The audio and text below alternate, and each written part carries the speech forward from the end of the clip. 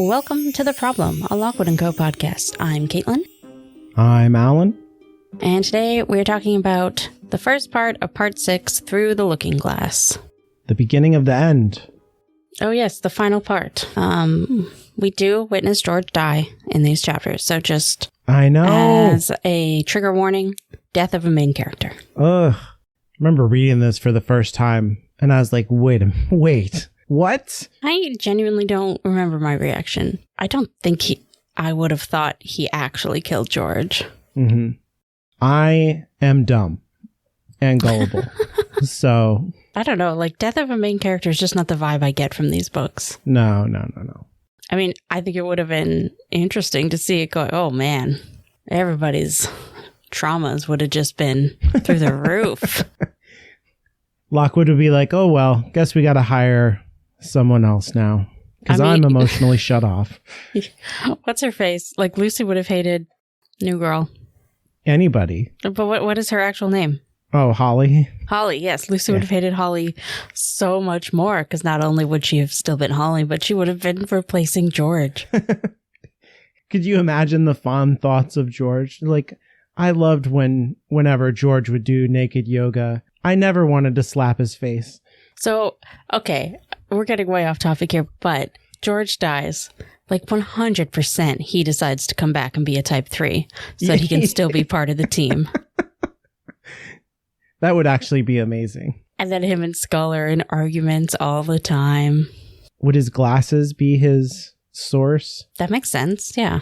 Then Kipps could wear the glasses and he would... This is a great AU. Someone should do that. Kipps could wear the glasses. He can't even hear or see George, and he's stuck carrying him around, just hoping that George is feeling charitable that day and not wanting to kill him. I feel like George would make him see things that, even though his talent's not there, somehow he would make it happen. To be like, he would see things that aren't really there just to mess with Kipps. All right, chapter 25.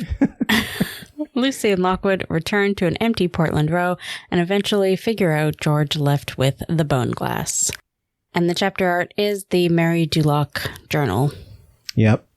On top of the thinking cloth. On the thinking cloth. And this, I think, is the most clear of the chapter image art, chapter heading, you know what I'm saying, that we have ever gotten in these books. You can read the words and stuff on the thinking cloth. See what's happening on the thinking cloth. And it's wild. It makes up for next chapter. Yeah, for real. That one's a Rorschach test. I don't know what it is. We start off with the cozy little kitchen. It's so cozy. They get home and get changed from their wet clothes and eat some food. It's so nice. A completely opposite vibe from this scene in the TV show. It's like so tense. Yeah. They do kind of do this. They like make each other food and kind of make up. Oh yeah, the show gets there, but like this is just like we are feeling good. We succeeded. We're here. We got some eggs boiling. We got tea. We're in dry clothes. We have showered. Everything is A+. George will be home in a couple of minutes. So I love when books do this, for one thing, but I think this also is deliberately recalling the end of the previous book where they like have wrapped up the case. They got out of the dangerous situation and now they're like having snacks in the kitchen. And like the world is perfect, right? So yeah, so it feels like this should be the happy ending. Exactly, yeah. And like I love when there's the happy ending and it's like we haven't gotten to the darkest part yet. Like things are so much worse. So then they start reading Mary Duloc's journal while they wait for George. And they're sort of going through it all. And I just wanted to point out that what is it? The mysteries of creation, blah, blah, blah. Anyway, they didn't do poor old Mary much good since she apparently spent 10 years living in a hollow tree. And what do you mean didn't do her much good? That is literally my dream since I was like 7 years old, you know? Yes, I would like to be a mushroom in a forest in a hollow tree. That's all I want. Away from capitalism. Oh, my books. That's the dream, though, to live off grid. But with my books. Yeah. I just moved all of them, you know, so I can't. Like Luke Skywalker, when he's living in that weird place in the sequels with the books inside the hollow tree. That's what you need. Yeah. Anyways, I'm sure it was less nice for her. No, she seems crazy. So Nah. it's one of the things that I really like about this passage is there's like a style choice that I think is really smart, because he doesn't have a lot of time here for us to like dwell within Mary's voice. But there's this thing where it says, still I see him before me, swathed in his velvet cloak, performing his dark rituals. Still I see him coming from his workroom. And it says, still I hear, still I see. This repetition of still, it very efficiently communicates kind of her obsessive, neurotic mind in a way that, like, you don't even have a page of this stuff and you're like, oh, there's like, she's off. It's not just the stuff that she's talking about and her obsession with death. Like, the voice itself is creepy. I liked how he gave us these really creepy glimpses into not only Mary's mind, but also who Bickerstaff was as a person, and then interspersed it with, like, there followed a short digression about the varieties of bark and fungi that Mary Dulac had been forced to eat during her years living wild in Chertsey Forest. And I just realized our friend Anya is probably going to listen to this and be upset about how I just said fungi, but whatever. Is it fungi? I say fungi. That is how I don't know. I didn't know that was wrong. I probably said swathed wrong. It's swathed. We're going to get a paragraph of text from her after this. It's going to be great. But yeah, no, it is great. I love, like, there was previous talk about Bickerstaff and how he was like a charismatic leader type of person. But here you really get him being like, oh, he's a cult leader. Yeah. Like, he can make people think that he is needing sacrifices from them for their own good. Mm-hmm. Mm-hmm. And he's like charismatic and all that sort of stuff. How she talks about how he would convince them to do things and that sort of thing. I mean, Mary is ruined by this experience of meeting him and being with him and interacting with the boneglass and stuff. But she's not this total victim. And she does fight back against him and ultimately kills him. Yeah. So I really actually like that a lot. So there is some mentions of the boy that is potentially Skull. Uh-huh. Right, the servant boy, who was described even when he was alive as cunning and malignant. Love that for Skull. But there's one line where it says, the boy protected us from the vengeful spirits. And this was pre the problem, but it does sound like when he was alive, Skull had some talent. Yeah. Capital T. Yeah, I like that. I think, and that's part of his function within the group, it seems like. Either Bickerstaff knew that children had this sense or like he figured it out. Mm-hmm. I would think that probably whatever documents told him how to, you know, whatever Necronomicon he's looking in or whatever was like, have a kid nearby because they're handy for this kind of shit. Handy. Yeah, at one point it talks about like whatever you see through Bickerstaff's mirror, I don't think it's heaven. Like, I wish these books got a little bit more philosophical than they do sometimes. Because a lot of the time, the kids, or, you know, the Lockwood and Co. group are like, yeah, we discovered this crazy ghost-related thing. And then are like, that's fun, and move on. And are not like, this is some really intense metaphysical implications, actually. Mm-hmm. Because to my thinking, what would drive you the most mad is seeing heaven. I agree. I don't think most people think that, but I agree completely. Right? Yeah. Because if it is supposed to be this perfect place where you can be the happiest you've ever been, and then you get a glimpse of it and are denied it, I think you'd go a little mad trying to see it again. Yeah, yeah. That's like a whole season of Buffy the Vampire Slayer is about that. Sure. Yes. That's what I think about season 6, Caitlin said. You're not wrong, but I don't think Buffy does it well. I have such conflicting thoughts about Buffy, but nah. Anyways, moving on. I think it's a little bit different when you said that. So, and this is always the way that it is with you and me, because we like the same things, but it's usually for like very different reasons. Yeah. I think if you looked into a perfect heaven, you would go crazy because the only way that something like that is possible is like the total disillusion of your like otherness, the way that you don't fit in, the thing that makes you, like that would be gone. You would come back from that and you would just not fit in at all anymore. You would be crazy. Heaven's bad. That's what we believe here. I mean, I don't believe it exists at all. Yeah. But oof, we just got a little intense there. Let's move on. So my next note here is from like more passages of Mary Dulac's perspective. And I think that functionally within the plot, the important thing about reading this and why it needs to happen at this apparent happy ending is because we already know that the mirror is bad, but we need to know exactly how bad it is to set the stakes. And so it talks about like, he held it before me. I had half a glimpse only, and I felt my sanity shake loose, my limbs go cold. So things like that tell us that like, oh, this thing is like, we know that it's serious business because it's killed people, but now we're hearing it from someone that it happened to. And we also learn how bad Bickerstaff was, because I think previously you could have interpreted him as just curious, just wanting to know. Yeah, yeah. But now it is very clear that he was a manipulator. That's right. Yeah, I think that's right. And like I said, it also tells us about how Mary finally fought back and killed him. Yeah, so we get an answer to the rat thing. Or like we have that come full circle. Because we knew who died from the rats was Wilberforce. But like, yes, everything kind of comes together here.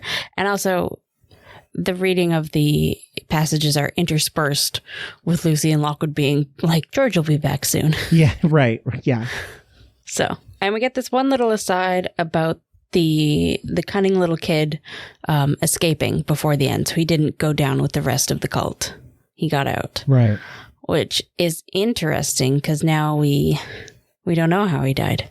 And I like that we keep this mystery about Skull. I had a very pretentious note about this. She says it's the greatest regret of her life is not murdering this child. Yep. Which is great and crazy to have in this book. But I read that and I was like, oh, it's like the merciful hand of Bilbo not cutting down Gollum, and it ultimately saves Middle-earth. Like the poor marksmanship of Mary Dulac ultimately like saves London. Interesting. I mean, he may have become a ghost anyways, and technically, we're not 100% sure that this is Skull. But, I mean, all signs point to this being Skull. But yeah, I guess, and not in just this book, but in the future book, Skull is very important. Yeah, yeah. But they come out of all this, but seriously, where is George? And then they notice the tablecloth, and that there's a new note. Gone to see a friend about the mirror, back soon, G. And that's all great, but like, why wouldn't they date their notes? Yeah, I think this every time that it happens. Whatever. Because they're kids. But also, at the same time, Skull, who has the top all the way closed, is like over there laughing it up, making faces at Lucy. And so then they ask him what's up, and he's very, very happy. To have information to be needed, really. He's like, missing someone? Has the penny just dropped? All this Skull stuff is great. Yeah. He calls them stupid. And that two dim dormice would have figured it out faster than you two, and all of this stuff. Aw, they could be two dim dormice living in a hollow tree in the woods. The dream. The dream. But eventually, Skull does say, you're right, Cobbins was here. He beat you home by almost an hour, had the mirror, and then took off with it. Or Joplin showed up. Right. Then they left, and George, at the last minute, came running back in to leave a note. So we get this idea that George hasn't quite lost his mind. He loves them. He knows something. Deep inside, he knows something's wrong. Yeah. And then Skull has this bit where he says, perhaps you never look at him, because he's saying how George has been, slowly been taken over, basically, by Bickerstaff, which I actually find is really interesting because in the show, they had it be the mirror that was kind of luring him in. Yeah. But the book has really kept Bickerstaff having that like cult leader influence even as a ghost. Mm-hmm. And I think that is way more interesting than the mirror. It's drawing very them in. scary. Yeah. Yeah. It keeps a nicer division too between like the victim, which is the glass, and the perpetrator, which is Bickerstaff. Yeah. And also just what like sources can do and are. Yeah. I mean, it worked in the show too because we got that visual of George seeing the spiral everywhere. Mm-hmm, mm-hmm. So it worked visually better there, but I like this. It's really good. It makes him so much scarier, especially when she sees him later. It's like, ugh. Yeah. What I meant to bring up here with the perhaps you never look at him. Again, I just wanted to say that I don't think that really lands here because they haven't been ignoring George or anything in the book. Like they haven't been wrapped up in themselves. Mm-hmm. It's like you said in the Bickerstaff manor when they like crowd around George because they notice that like something is up with him. So they like get more protective of him and things like that. Yeah. And then even after that, Lockwood is like, George is always like this. He's always obsessed with relics and old stuff. It's just how he is. And I'm on Lockwood's side with that. Like, I don't feel like maybe George was a little bit more obsessive occasionally in this book, but then Lockwood would always kind of be like, George, you can't do this, you know? Yeah. This is also like in character though for Skull to say the most hurtful thing that he could say to them. To be like, well, you're just bad friends. You're just not paying attention. Yeah. That's true. It could just be Skull wanting to be a bit of a bitch. Yeah. So they have a fight basically with Skull, and he's like, what could you possibly do to me? Like, I have nothing to lose. I'm already dead. Life is awesome. I'm going to sit here and watch you guys fail. Like, this is it. I'm already dead. Life is awesome. Okay. Yeah, exactly. This is his philosophy. Like, I'm exactly where I want to be. But Lucy knows and she figures out. And I love that they have this, like, their relationship has already, like, started, right? Yeah. But she tells him that she'll just leave him on his own. I'll just you on your own forever, buried underground. How does that sound? And he's like, terrible. You wouldn't do that, the ghost said. You need me. Don't forget. I love that. Like, I feel like a lot of this book has been about Lucy trying to understand Skull and what he wants and how to get him to talk. And it's nice to have that come together here where she's like, oh, you like being important. You like being involved. I can put you in a bag and bury you deep in a hole and you'll never be involved ever again. Yeah. Like, let's say they bury him and then the problem gets capital S solved. Do they still have to get rid of ghosts? Like, would he still be stuck there? Or would he just eventually go away? Does he have to... Like he would dry up?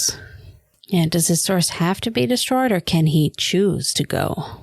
Oh, yeah. Type 3s are weird. Yeah, who knows? Anyways, so they figure out that George and Joplin must be at Kensal Green. So they get some equipment together and go over there. And also Lockwood has been peppering through the things that he put together about Joplin, that he stole the stand for the mirror and that the dandruff was grave dust. Right. Yeah. It doesn't matter. We get that payoff. Yeah. Yeah. Yeah. Like Lockwood is basically solving the case. I mean, what it really does is like up the stakes because it's not just that George is missing. It's not just that he has this dangerous artifact of the boneglass. It's that he's in the hands of a duplicitous murderer. Yes. So he's completely unsafe and doesn't understand the danger that he's in. So we have to go and save him. Yes. And I guess the really important part is that they put together that Joplin was the murderer of Carver. Yep. Because he likes to keep artifacts from their digs and that he's probably the inside man that Saunders was complaining about. Right. Blah, blah, blah. Everything makes sense to the cemetery. Skull is so used to being at home and like feels like, you know, that this whole thing has solved itself. He's finally gets to know that Cubbins will die. Everything is perfect and beautiful. And then Lockwood's like, don't look so smug. You're coming too. And stuffs him in a backpack. So when he says, don't look so smug, like just before that, Skull was saying like, you know, have fun, you know. Mm-hmm. I always think of have fun storming the castle. That's exactly what I thought. Yeah, exactly.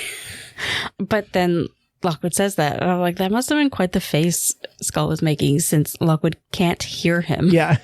Right? His faces, we didn't really talk about it, but his faces are pretty wild. Like, it talks about, his face does impossible stuff all the time with his eyes rolling completely around or things like that. He's kind of cartoonish in a fun, creepy way. They really didn't do that in the show. Like, it looks very, it's creepy, but it looks very like normal to me all the time. See, this is why I really do want a season 2, although the longer it goes without anything, the less hope I have. Because I want to see what they're going to do with Skull in the show, because they did give him such a different vibe. Yeah. He's less of a little bitch. Well, chapter 26. In chapter 26, Skull and Lucy search for George in the catacombs of Kensal Green Cemetery, while Lockwood defends the chapel from an ambush. And this is the chapter header art that I literally wrote down 3 question marks. I figured it out later, obviously, but when I first got it, I was like, it's got to be something in the catacombs, but it doesn't look like a skull or this is the bones or anything. It's the leftover Swiss roll underneath a glass from earlier in the book. That's what's happening. We find out that it's dried lilies under a glass dome, which is the wildest thing to leave on a, like, flowers I get, sure, but under a glass dome to protect the flowers?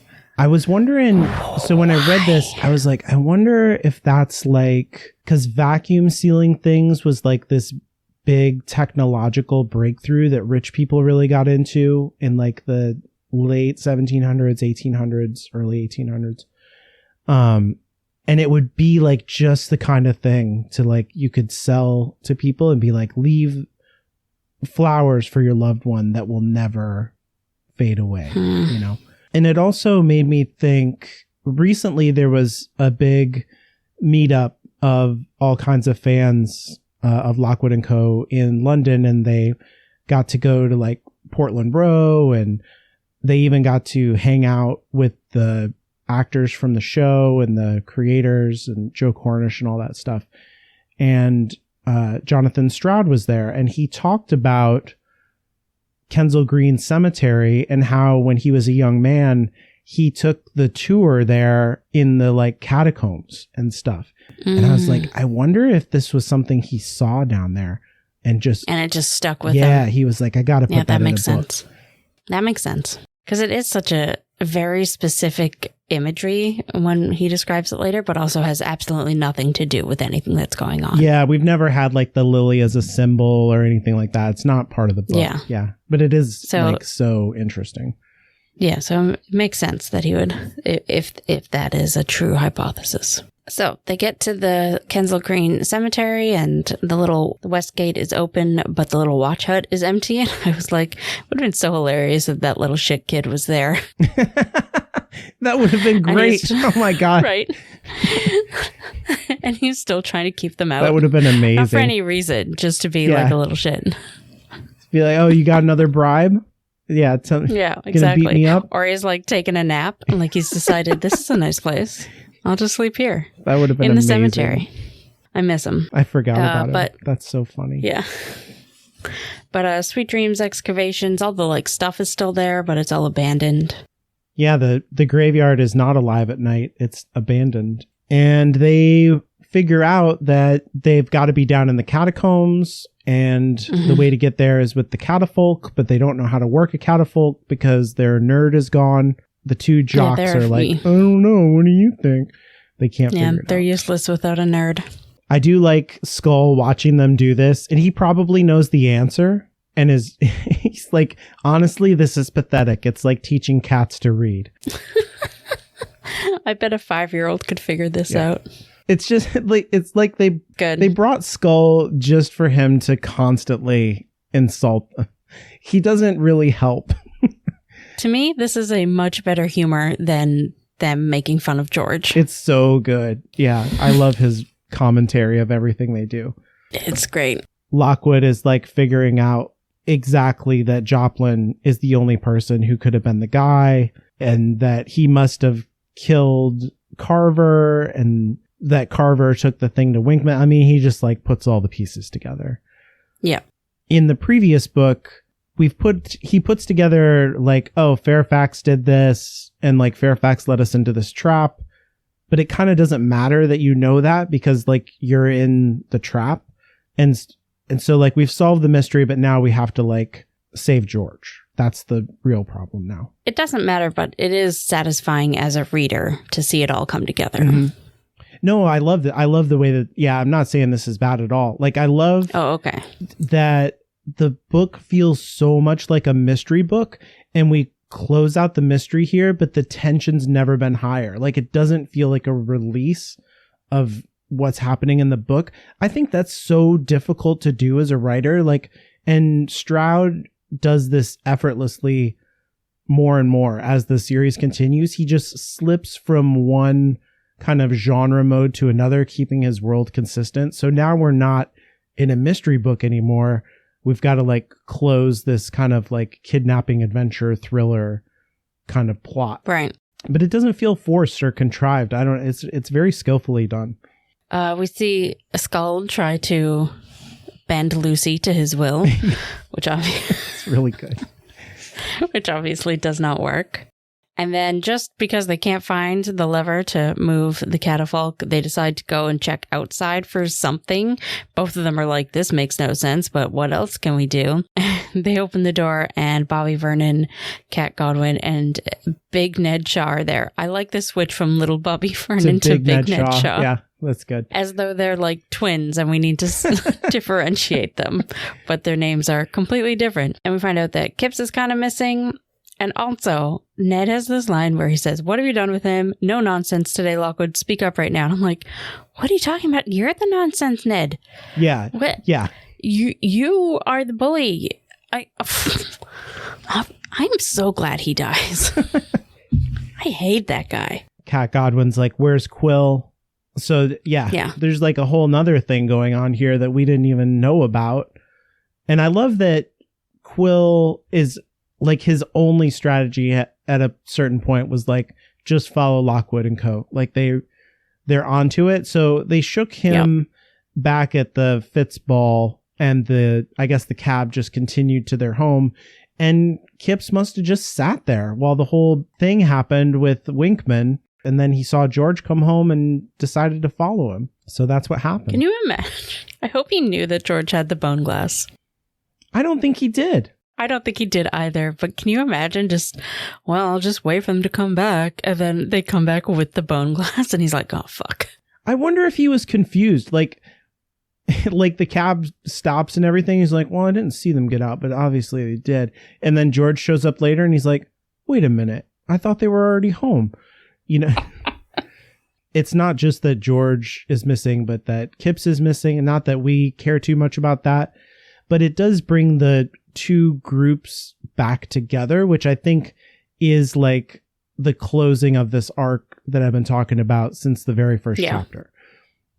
That the problem has been, and we'll get into this a little bit more when we get down into the catacombs, the way that Lockwood and Co. has been keeping secrets the whole time, the way that they've been playing to their own advantage, and that they're not collaborating more with the people who, you know, we should all be working together against these assholes and not against each other to the benefit of these assholes is kind of the thing.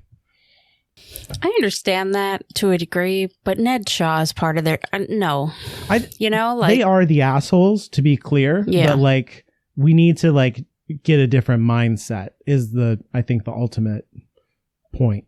I am genuinely glad that we don't see any true cooperation between the teams until after Ned Shaw is no longer around. Right, yeah. Because the dude is just a bully, and I hate him. Anyways, I've gone on about that enough. So since they found Quill's team, they can borrow a nerd. Right, yeah. And Bobby Vernon confirms that the controls for the catafalque should be above, because the dude who runs services, the priest, I've lost or the word, priest, pastor, the man, whatever, would lower the body down. And then what? Right? Like, do they just, everybody exits with a hole in the floor, or people are waiting down there and they've just been down there the whole service to grab the body? Like, what? I don't know.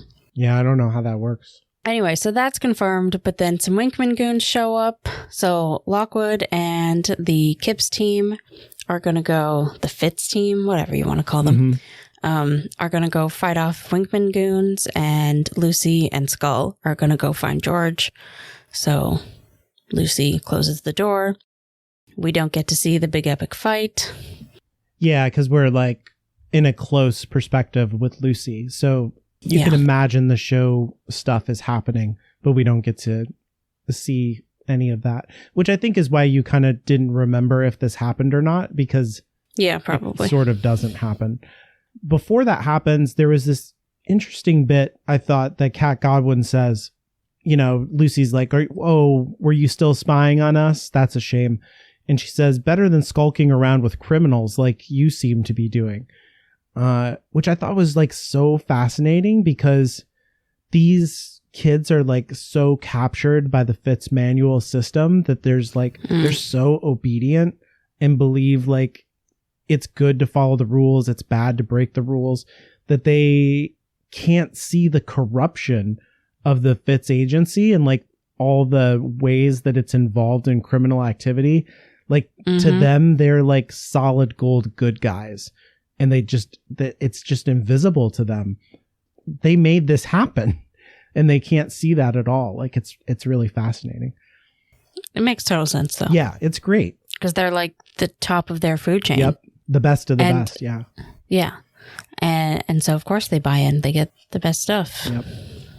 It's really interesting because, not to get too much into things that happen in future books, even though we've talked about kind of a lot, but like Kipps doesn't have his change of heart until it is really driven home for him how useless he is without his talents, and how he is just like his position doesn't really mean anything. No, he's not valued. Like what his position is not even what he thinks his position is.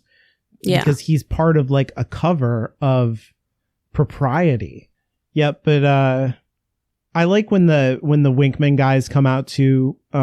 Skull has a good joke where he's like, "Hey, this is exciting. I really enjoy this. I'm going to watch you all get killed. This is awesome. I love it." Yeah, we should do this more often. It's good. But then, so Lockwood closes the doors with Lucy inside and everybody else outside. And Lucy suddenly has a light bulb moment because, of course, to serve the story, it couldn't happen earlier, where she realizes that the person running the service must be the one to hit the button. So she texts, she says minister. That's a word that didn't occur to me. So she checks the pulpit area and finds that's a good catch-all word for like any era of Christianity in England. Minister. Yeah, I don't know if our earlier conversation about heaven said anything, but we are not the most religious people in the world. I think Alan knows a lot more about religion than I do, and like has perhaps some experience with it, but I have only ever been to one church service, and that was a midnight mass on a Christmas Eve in England, actually. And that's just because the family I was staying with was going. So I had to. It was fun, though. I had a good time. Yeah, I was going to say, if you're going to do it, that's probably one of the better ways to do it, honestly. Yeah. And like that family only went because one of them was in the choir because he liked singing, right? So we all went to see him sing. And yeah, it was a good time. It was fucking freezing because it was a church in the middle of goddamn nowhere built in probably the 1600s. Yeah, they're not built for air conditioning. There was a minister there, probably. I'm sure there was. I do remember a dude, but it was 2003. I want to make that clear. So as they go down, Lucy is sort of describing, blah, blah, blah, going down the dark hole. And then Skull says, "Don't be frightened. You're not alone. You've still got me." Yeah. Like, cool. They're there. It's okay. Yeah. And then once they're down in the darkness, Lucy sort of describes as like a talented listener what it's like being down there. And just nope. Oh, it's terrible. All those creepy noises. And The worst one, which Lucy agrees with me here, is the repetitive clicking of somebody's wet tongue that she can just hear in the distance. Yeah, I don't like that at all. Although the faint peals of laughter that ended in a sob, don't like, just nothing. All of it's bad, and it's pitch black until she turns on her little flashlight. There was a moment when she gets down there that I really, really like, where it kind of mirrors the passage from Mary Dulac that I pointed out earlier, where she has this kind of repetitive way of narrating in her monologue. So she says, I thought of Lockwood fighting for his life upstairs. I thought of George and the haunted yearning expression on his face. I thought of how easily everything I cared about. I thought of the emptiness of my work belt. And like this, I thought is the same kind of neurotic repetition and anxiety that Mary Dulac had. And I love that, like, right after this, because she's an agent, she just compresses those emotions, boxes them up, and then puts them, she says, in a cubby hole in the attic of my mind. It's just really interesting to see that same kind of structure in the narrative happen again, but then Lucy's reaction to it is like self-control. Right. And then this is the bit where we have her, or is it here where we have her brush her hand against the glass dome? Yeah, she's like walking along and yeah, she's walking along in the dark. Sees all kinds Skull of is stuff. saying some stuff, and then eventually her hand touched something cold and smooth, but it was just the dome of glass placed on the shelf beside its coffin. Beneath the smudged dust where my fingers had passed, I saw a display of dried white lilies. For a moment, I wondered how long they'd sat there in the dark, these memorial flowers in perpetual bloom. Then I turned off the flashlight and went on again. I'm sure that's his torch in the original. Oh, yeah. Yeah, so that's where the drawing comes from. Yeah, that's where but why? But yeah, like what? And it's not associated. It's not like a source under there or anything. It's just, or even if it is creepy thing. It's not a thing. Yeah. You know. Right after that, it's like in the next paragraph, she says, as much as possible, I went in darkness, hoping to see visitors as easily as they saw me. And I had complained previously in like the Bickerstaff manner that like Lockwood is like, turn out all the lights because the ghosts are coming. And I was like, why would they do that? They should make it brighter so that the ghosts are weakened. But this makes sense to me, because that way Lockwood can see the ghosts more easily to fight them, I guess. And so could Lucy and George. Like your night vision gets better. I don't know. I guess. Or I guess if they're like sources of light in the darkness, shining a light on them makes them more difficult. I don't know. Yeah. And they say that electric light hurts your psychic ability anyway. Which is interesting because I feel like, or maybe I'm getting this from the show, but I feel like previously they've said that ghosts being around affects electric light, not the other way around. Yeah. And it's not reliable. Yeah. Yeah. It doesn't really matter. The point is they want it to be creepy and atmospheric, so electric lights don't work. Yeah. Yeah. I just like that I was like, no, that's wrong, Lockwood. You shouldn't make it darker. But then later in the book, I was like, oh, this is why. So I was wrong. So that's why I like it. Anyways, eventually, Skull is taunting Lucy during her whole walk through the catacombs. And eventually she kind of trips and makes a bit of a noise. But Skull is like, no one heard. It's all right. Or did they? Because he's a bit of a bitch. And then he says that Bickerstaff is near. And then Lucy kind of sneaks up on an area and sees George. And that's the end of the chapter. I like that she gets Skull to start talking to her by like, she's like, I might as well try to use him since he's here. And like, if he's going to talk and he, like scare me, I'm going to ask him some questions to try and get some information about Bickerstaff and everything. But like she asked him basically, did Bickerstaff ever look into the mirror himself? And he says, right. He may have been mad, but he wasn't stupid. Of course he didn't. The risks were too great. And it just like exactly reminds me of the same way that Fairfax was in the previous book. Like he's trying to intellectually conquer death, the way that like Fairfax was trying to dominate death with his money. He's trying to like learn everything about it so that he can control it, or maybe even so that he doesn't have to die, or he knows exactly what's going to happen so that he can get the right outcome for himself or whatever.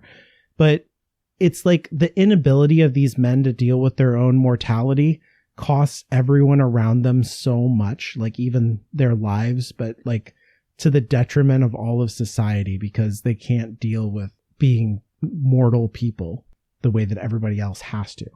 Yeah, it's interesting in a show where normally the ghosts are the ultimate bad guys.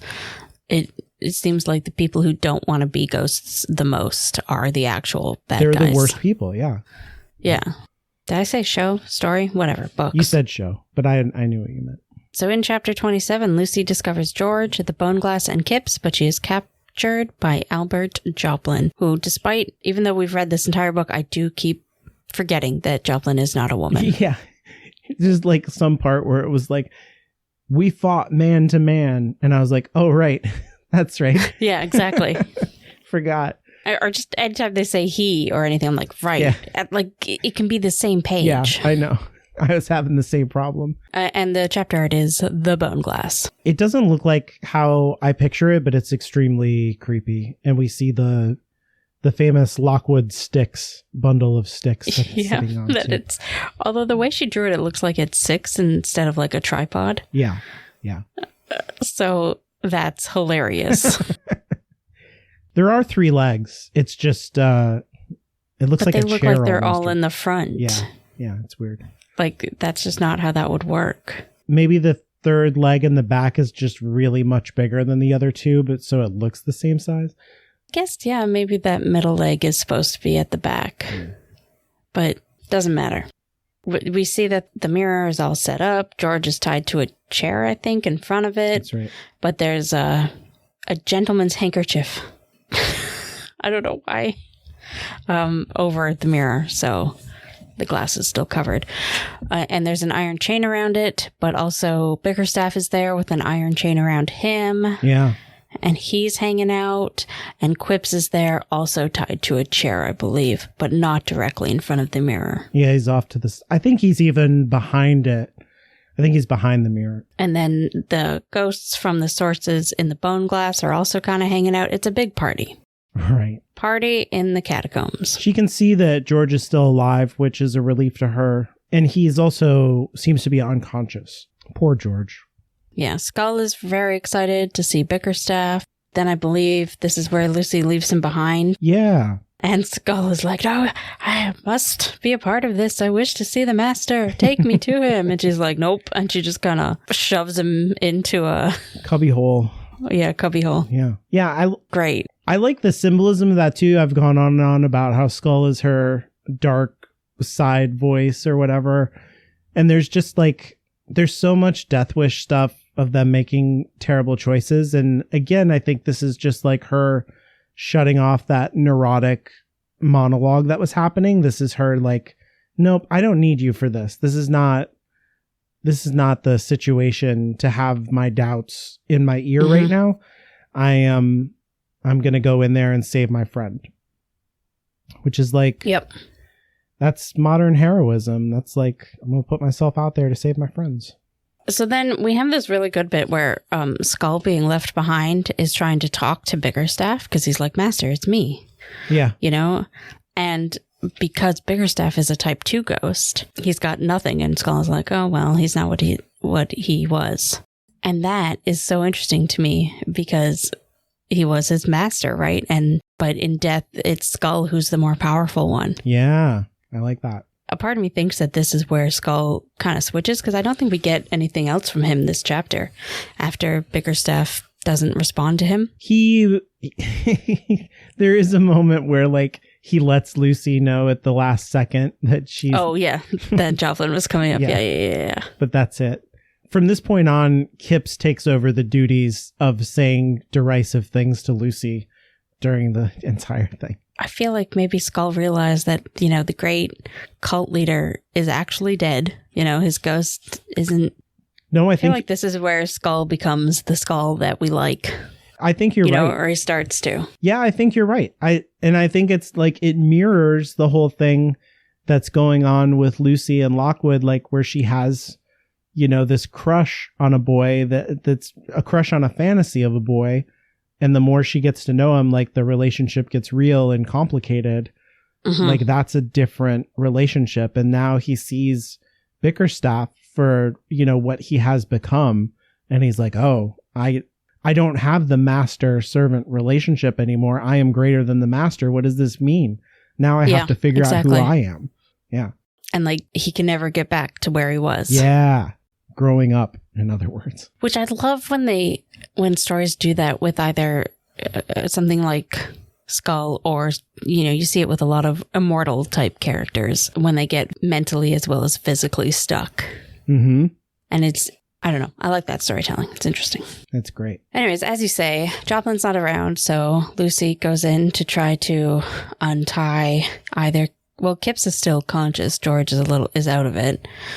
So Kipps can relay what happened, which really just means that we get some classic George humor. But Joplin gets pulled into it also because they had a fight. But of course, it was just them slapping at each other until they both lost their glasses. Yeah. And then scrambling on the floor for them. Yeah. So yeah, it's a joke fight. I like that Kipps is like, don't bother trying to wake up, talk to George. Just get me free. Don't bother with your friend. Like I'm over here tied up. That's pretty good stuff. I love when, I don't know, Kipps is saying something and then Lucy says, I don't know, shut up. Yeah. It's great. And B, I can show Lucy doing that, I don't know. It's just it's quintessential Lucy. It is. It's really good.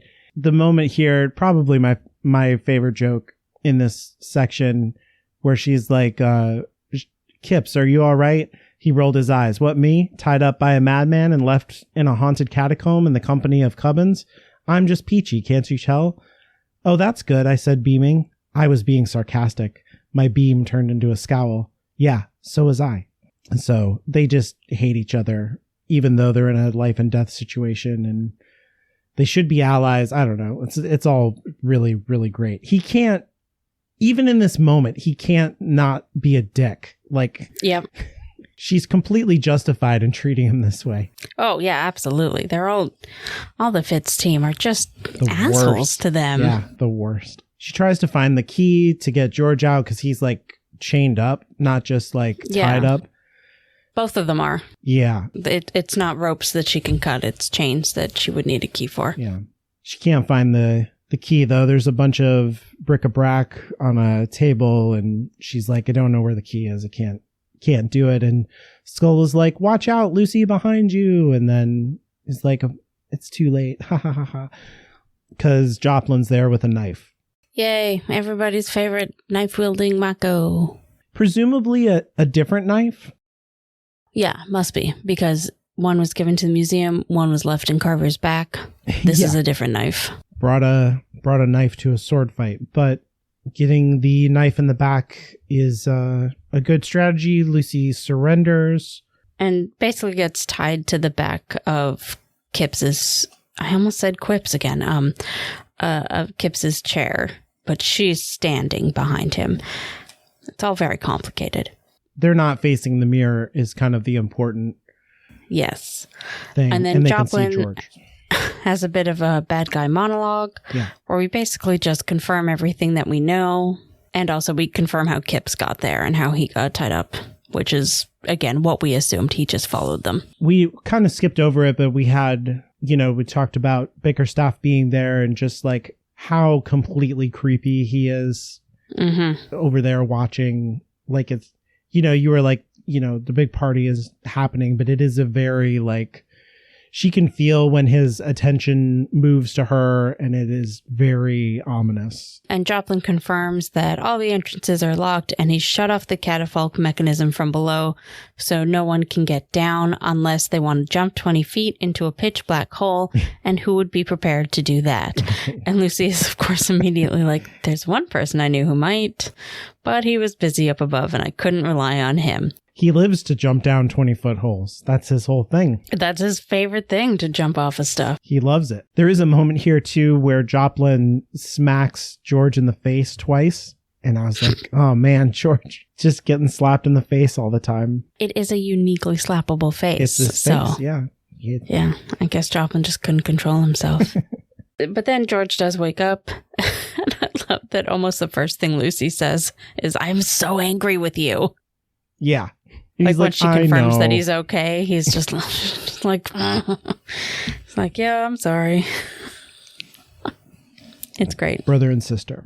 There's a really good moment here thematically where, and again, what you were saying earlier about Bickerstaff being like the cult leader who is invading Joplin's mind and like taking him over and stuff. I think that's key here to understand that, and it's like really, really creepy and excellent. But he's talking to George, and he's talking to all the kids basically. He says, here's a tip. It's always wise to keep your cards close to your chest. Secrecy is crucial.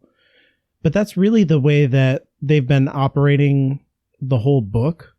And it's kind of led to this moment where because they were divided, like even George's secrecy of like, I'm going to call Joplin and I'm going to go off, has their disconnection, their lack of connection is what has led them to this moment. And it's that they're going to have to work together to solve the problem. So like he's completely 180 degrees wrong in what he's saying. But like, I think that's why you put this in the villain's mouth in this moment, because it's like the point of the book. It's like, you don't keep secrets, don't keep things close to your chest, because that's what divides us and that's what makes us weak and what keeps us trapped in the past and what stops us from evolving, and on and on and on. Like by the end of the book, secrets will come out. We're going to destroy secrets. We're going to destroy the distance between the characters, and on and on and on. So like, it's just a really good thing to have the villain say. Yes. Sorry, I agree. I was just thinking that in a way it's kind of true, just because George did spill his secrets to Joplin. And if he hadn't done that job, this wouldn't have happened. Oh, yeah, it is true. Yeah, he was spilling his secrets to the wrong person, for sure. Yeah. Yeah. Although maybe that's kind of on point. Like, they knew that they had to work with someone. They just chose the wrong someone. Mm-hmm. That's true. Yeah, they all trusted Joplin. Like, they shouldn't trust Kipps either. Like, it's complicated, but this is like, I think this is the lesson of this book. Is like, and it does change the team in a big way, because like after this, they're like, yeah, we need to be closer. We need to have fewer secrets, and we need to like see past each other, like these petty animosities. Like, it's all of this stuff is what allows Lockwood eventually to accept Kipps into the team, is because of what's happening right here. It's interesting to go from this lesson into book 3. Yeah. I feel. It is. Well, and it's the necessary consequence too. That's great. That's a great point to bring up about the closeness with the team, within the team, because of how we started off with the Skull trying to drive them apart. Mm-hmm. And how we started this book with them like yelling at George and, Yeah. Anyways, eventually Joplin basically says, George, you're going to look in the mirror. I'm going to kill your friends. Yeah. Yeah. And then I think that's where Skull is like, win-win. Yeah. From off in the distance. Yeah. He's like, good options. This is a win-win situation for me. Yeah. That's good.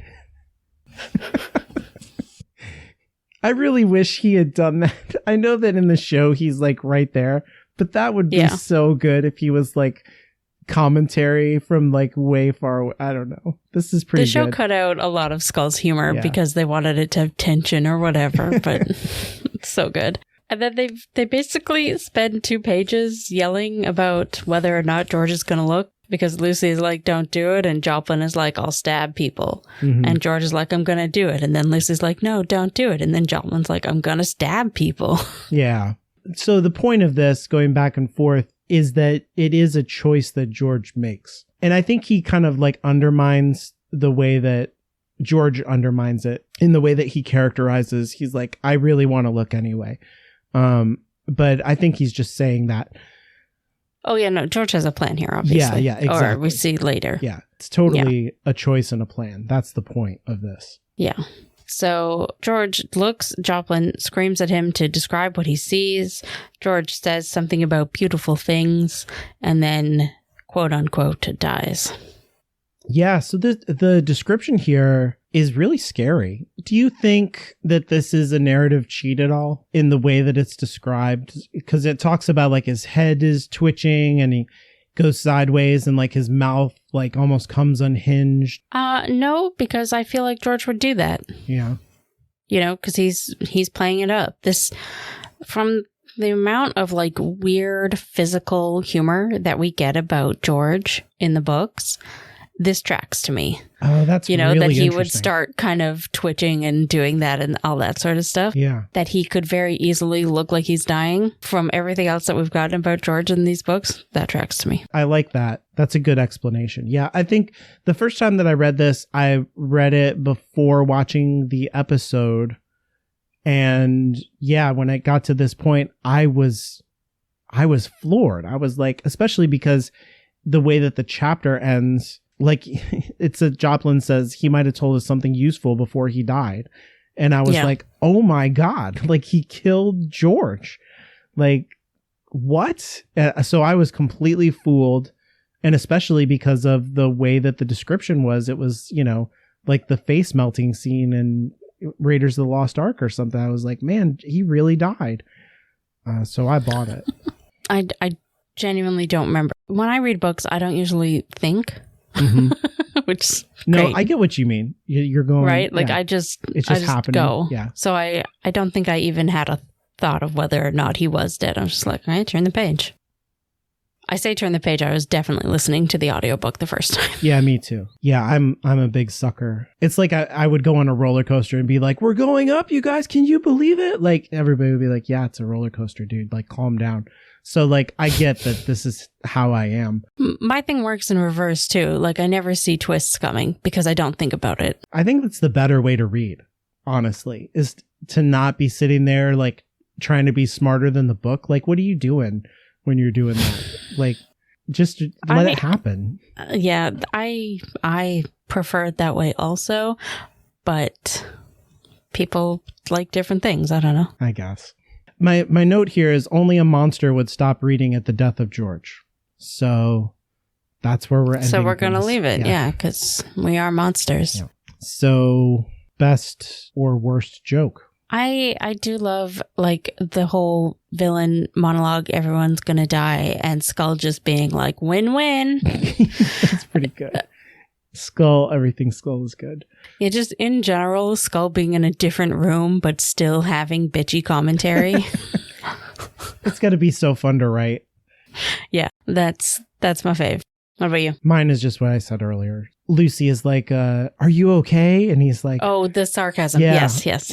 Yeah, everything's great, Lucy. And she's like, great. I'm so glad everything's great. And he's like, that was sarcasm. And she's like, yeah, me too. They just have no time. I feel like she would have kicked him there. Yeah, she should have like knocked him over or something. Been like, get yourself up. Nothing really felt punk rock? Not really. No.